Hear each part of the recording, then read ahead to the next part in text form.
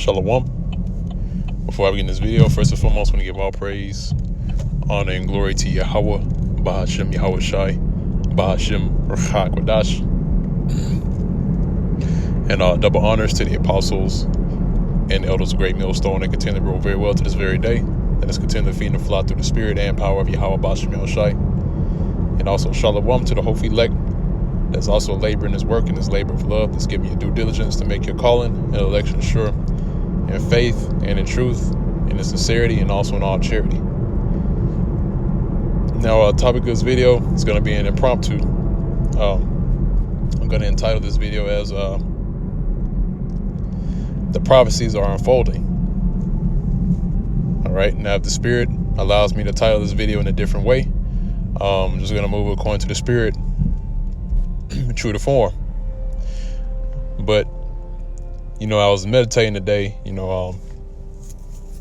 during my breaks, working on the plantation. And, now we're in the time of prophecy, in which he's starting to see the prophecies that are spoken about back in the ancient world when these things were being written down in the Bible, in which, by the way, the scriptures, or should I say the writings within the Bible, weren't interpreted. They were translated from one language to another. And when these things were translated, you see that these things that were written before time, now they're starting to play out. All right, concerning the mark of the beast in the book of Revelation, the 13th chapter and the 16th verse. The scriptures concerning martial law, spoken about in the book of 2nd Esdras, the 15th chapter going to the 16th chapter, and other things as well, man, that I've written about in the scriptures that are written back thousands of years ago. And now you're starting to see them happen right before your very eyes. So the prophecies that are spoken about in the scriptures are starting to unfold. All right? Because like I mentioned before, it was written for this time right now. During that time back in the ancient world, it's like you. Back in the ancient world, as the men of the Lord were writing these things down, they didn't understand what they were seeing and hearing.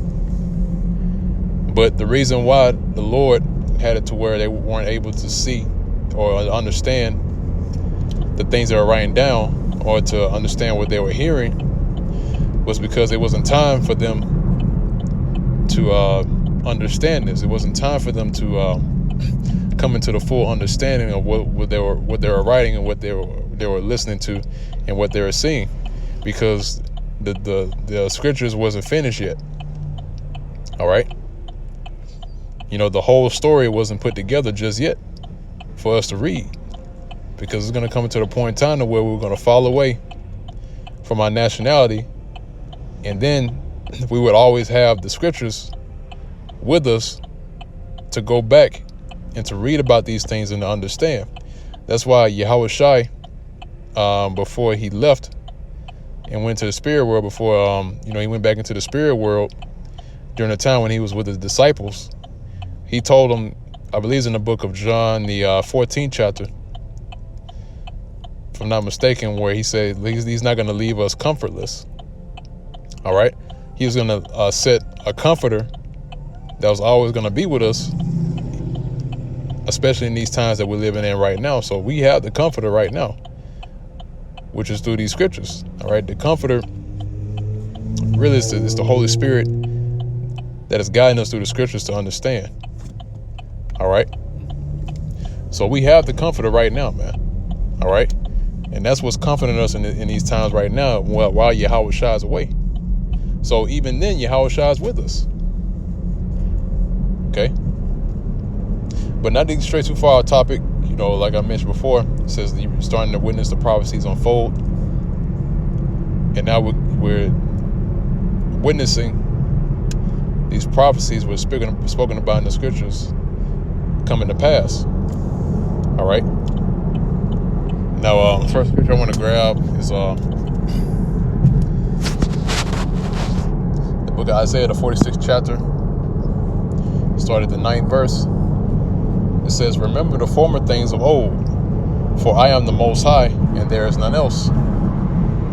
I am the Most High, and there is none like me." See, the scripture said, "Remember the things of old, or the former things of old." All right. Why? Because from the former things, what we read and we remember is where we gain understanding. All right. Certain things happened back in the ancient world that was set for us to learn from. All right. Verse 10, it says, "Declaring the end from the beginning, and from ancient times the things that are not yet done." So the Lord has declared the things from the beginning, all right, that was supposed to come to pass. So like it says right here, it says declaring the end from the beginning. So from the beginning, the Lord declared the end. So the end was already written, or was already spoken of during the time of the creation. All right. See, the Most High already planned this whole thing out, man. All right, how everything was going to happen, how everything was going to transpire and come to pass.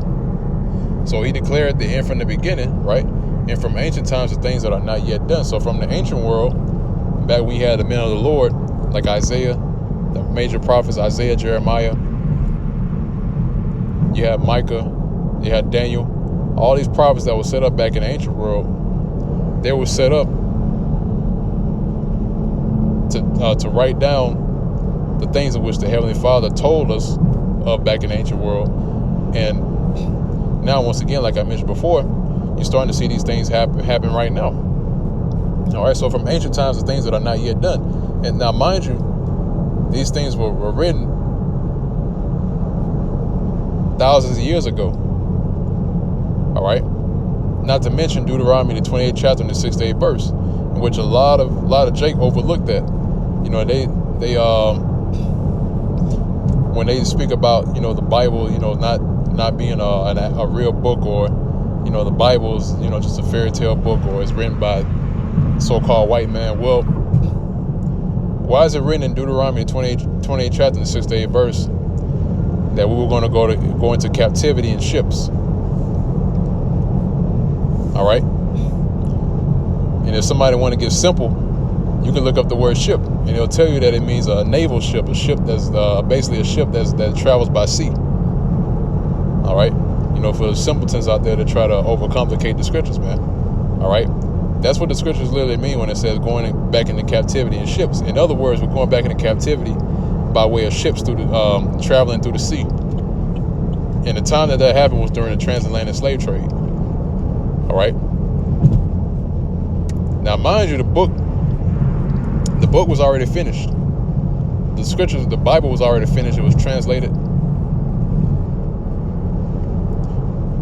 And it was already published. And then a little bit afterwards, then you had the time when we was taken into captivity. All right. By way of ships, like it says in Deuteronomy 28 chapter 6 to 8 verse. All right.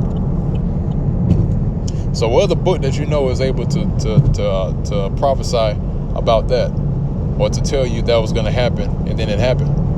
All right, among other things, man. There's other scriptures that are spoken about, speaking about these times now that came to pass. All right, but the main one that the people definitely know about is when we went into slavery, went into captivity. All right.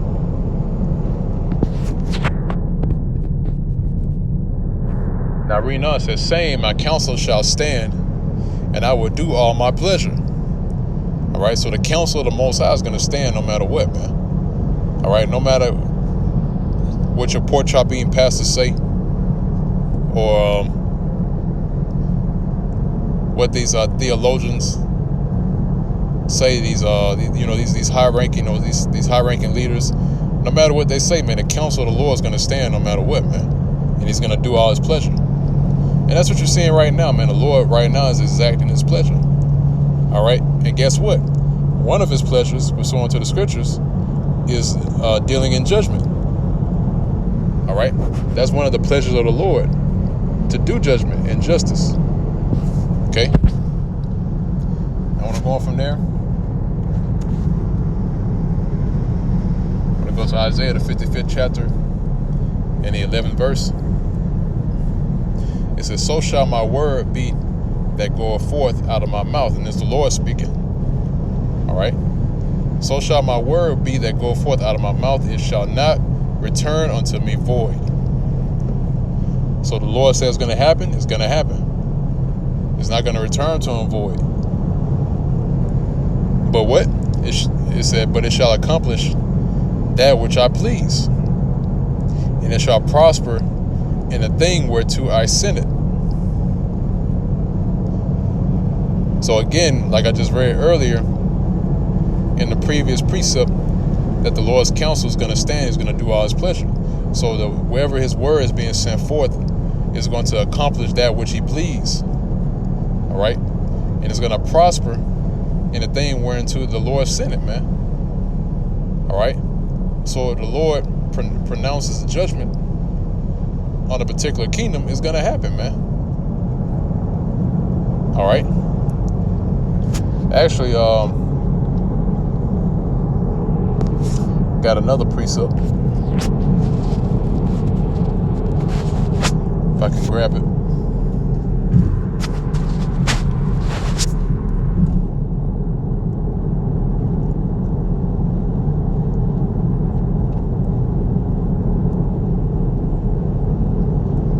It's Daniel, the 4th chapter. It's at the 17th verse. It says, "This matters by the decree of the watchers, and a demand by the Most High, or demand by the words, like it, of the holy ones, to the intent that the living may know that the Most High ruleth in the kingdom of men, and giveth it to whomsoever he will, and setteth over it the basis of men." So the Lord is the one that rules in the kingdom of men. All right? And he'll give it to whomsoever he will. That's why these devils, these Edomites, which Edom is the true biblical nationality of the so-called white man, he's in rulership today. And he's known as the basis of all men. And guess what? The Lord is going to strip him of that power seat and that rulership and take it away from him and give it to the one who is profitable, which is who? Yahweh Shai. And through Yahweh Shai is how the elect is going to obtain rulership as well. All right. So the Lord is the one that rules in the kingdom of men. So whenever you see these politicians, whenever you see movements made in geopolitics, or when you even see the economy, whenever it fluctuates like the way it is, that's the Lord's will, man. All right. The Lord's will, really the Lord's will is this place to go down, man. All right. You know, we say that countless times, man. That's the truth. This place, which is known as Babylon the Great in the Bible, is going down. Okay, and very soon you're going to start to see a shift into wartime, man. All right, but before that happens, you got other prophecies that are spoken within the scriptures that needs to come to pass. For case in point, the mark of the beast.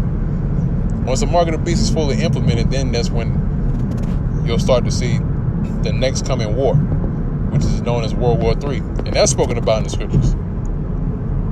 All right? Actually, let me grab another precept since I quoted that.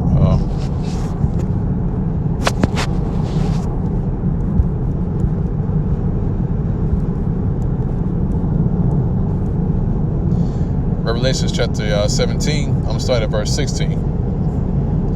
It says, "In the 10 horn which thou sawest," right? This is going to the beast with 7 heads and 10 horns, right? It says, "In the 10 horns which thou sawest," and the 10 horns represents the EU. All right? Because not only these other nations are going to be gunning for America, but also the EU is going to be gunning for America too. If you go into the book of Jeremiah, it speaks about how its mother, the mother of Babylon, is sore confounded in her. All right? Where it says, "Thy mother shall be sore confounded in you." That's talking about Britain. All right? And those other European nations, or the other European nations are gonna follow suit on destroying America. All right. But when it goes into the mother shall be sore confounded in you, it's really talking about Great Britain. All right, because out of Britain came America. All right. It says, "And 10 horn which thou sawest upon the beast, these shall hate the whore, and shall make her desolate and naked, and shall eat her flesh and burn her with fire." So the end result of America is going to be complete thermonuclear destruction. Even the European nations are going to shoot their missiles on America. All right. Verse 17 says, "And this is the point. It says, for the Most High hath put in their hearts to fulfill his will." See? So the Lord is the one that put his will into the minds and the hearts, which that word heart means your mind, which you go into the Hebrew word means lab. So the Lord is the one who instills his will in the minds of the rulers. All right. So the Lord is going to put it in their minds, the minds of the kings, which you go into the 10 horns, right? It's talking about 10 crowns, in which those 10 crowns are going to once again in the EU. So the Lord is going to put his will, or put it in the minds of these the EU nations to fulfill his will, right? And to agree and give their kingdom unto the beast, until the words of the Most High shall be fulfilled, right? So again, all these things have to be fulfilled, man. All right. Verse 18, I'm gonna close it out on this. It says, "And the woman which thou sawest," talking about that woman that held a golden cup in her hand that was right on top of the beast. "And the woman which thou sawest is that great city, which reigneth over the kings of the earth." And that's right, because it's this Western system that you see is what sparked everything that you see right now. This the Western system that you see has been spread across the world. All right. So America really is the mainstay. But guess what? America is going to be completely done away with, man. America is going to be completely destroyed. All right. So that woman, again, is that great city, which is Babylon the Great, which this city is talking about. It's talking about America. All right. So I'm going to go ahead and close it out on that note. Lord's will is edifying to the elect of the nation of Israel. Till next time, once again, I want to give all praise, honor, and glory to Yahweh, Ba'ashem Yahushai, Ba'ashem Rechak. Double honors to the apostles and elders of Great Millstone that rule very well to this very day.